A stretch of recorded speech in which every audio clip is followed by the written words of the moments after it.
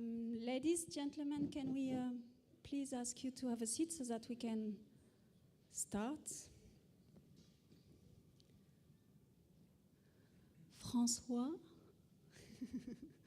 Thank you. Alexandra, is there anybody in the coffee area? Thank you. Okay, ladies and gentlemen, a very good morning to you all. My name is Karine. I'm the Managing Director of Sigma Orionis, which is SME, which is based in France and which aims at connecting research to innovation and market through a number of studies and research activities. I'm also the coordinator of the EI for Africa project. And my colleague and friend Louis is the project manager at the University of Stockholm, eGovLab department, or how do you call it, research institute, so eGovLab? It's eGovLab, it's a center of excellence. Center for excellence for e-governance. And Louis is also the coordinator of the iMentors project. So it's really a privilege for us to welcome you here today in Brussels for the this conference, Infrastructure for Africa: Gateway to the Future, which, as you may have understood, is a joint EI for Africa iMentor event. Whose objective is really to provide an agora for discussion on the latest development and perspective in the field of Africa-EU infrastructure cooperation. Hi, so welcome. It's for us it's a great honor to be here and to welcome you here for what is, like the final event for a long journey. It's been almost 3 years now that we've been involved in this project. It's also an honor for us to be able to support and collaborate with all the actors in Africa who work to enhance and further science and research in Africa, and to enhance and give a push to the EU and Africa cooperation in that field. We are meeting here to discuss the outcomes of our two projects. It's like I said, been 2 or 3 years now that we've been working very hard in this. So for us, it's kind of also the end of a step, and hopefully that we will be able to communicate you all the outcomes and make you understand in a very simple way, the simple recommendations that we can make and what we have observed along the path. Okay, so we've got here a list of the main outcomes of the two projects, and you will hear all along the day about the outcomes of the EI for Africa and iMentors project. One of the major outcome of the project, at least of the EI for Africa project, is the result of the two surveys that we have launched to study the state-of-the-art of infrastructure application in Africa, and also their impact on the economy, on the environment, and on the society. We will showcase and present what we've done, so basically which consists of what we consider as being the most advanced and comprehensive data map on the infrastructure currently in Africa. So it's a hub for where donors, scientists, actors involved in the development of all different types of infrastructure can meet, exchange knowledge, and plan future synergies. You will also hear from Simon Taylor, the technical coordinator of EI for Africa from Brunel University, about the EI for Africa project wall that we have developed and which is available on the website, showcasing 34 infrastructure projects in Africa.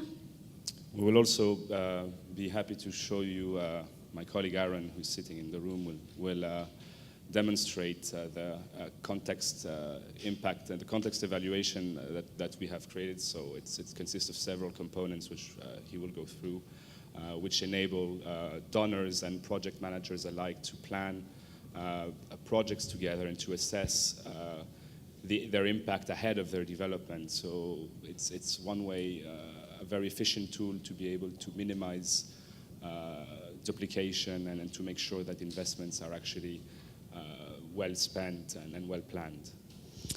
You will also hear about from Roberto Barbera from the Cometa in Italy, who is part of the AI for Africa project, about the first ever Africa Grid Science Gateway, which is a portal for researchers to access a wealth of infrastructure application in a very easy and user-friendly way.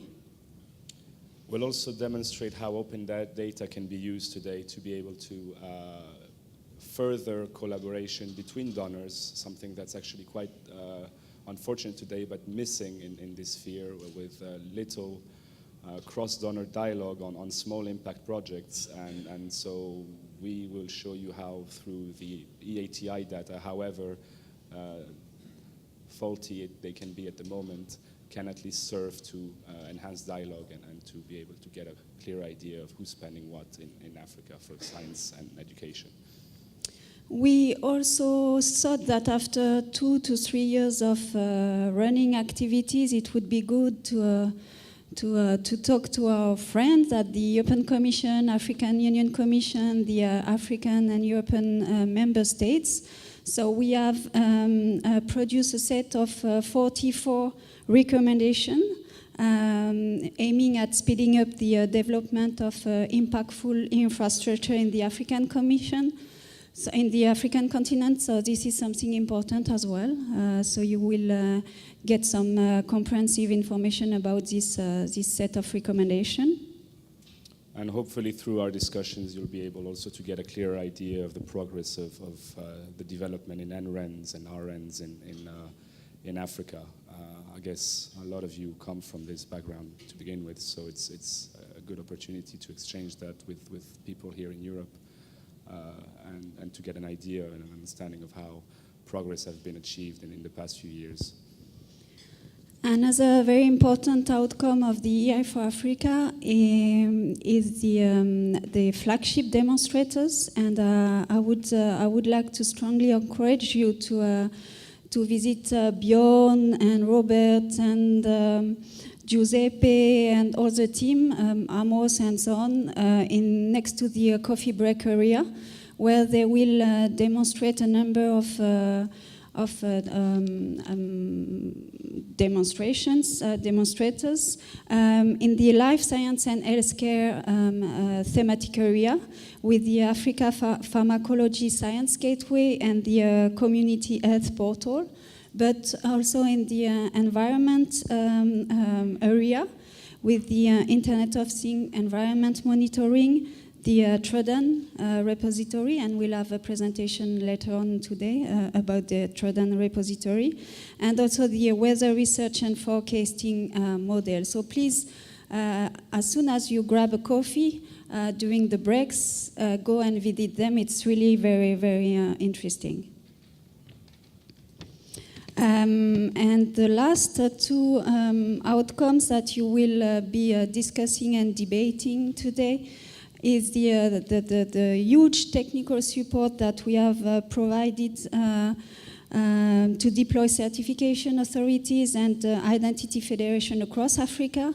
And here again, Roberto will be the person to talk to and to debrief you on what has been done within the AI for Africa project, and the set of recommendations that we've done to application developers.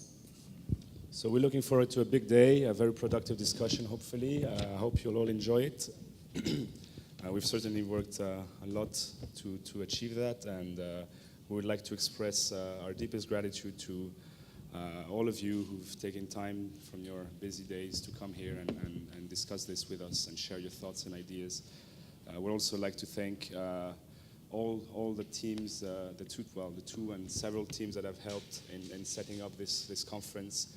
I would like to express my gratitude to Alexandra and Anthony and Karine, who've helped us a lot into achieving a maximal impact by sharing this conference with us. And of course, the European Commission, the African Union Commission, without them, this wouldn't have been possible.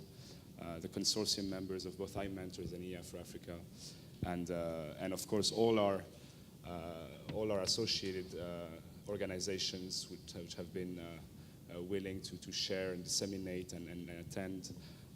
There's a long list, but I'm going to go through a few names. So the CastNet project, the ChainRents project, the AG Infra project, the ASREN, RN, the UDAT project, Africa Build, CDEVNet, OpenAir, NEPAD, ISGTW, Euro-Africa ICT, Africa Connect, and so on. We definitely have a very busy schedule, so I suggest we move in and start the discussion immediately. Again, thank you all for being here. You want to conclude with a few words? Yeah, just that the welcome addresses will be given by the European Commission on one side and the African Union Commission on the other side.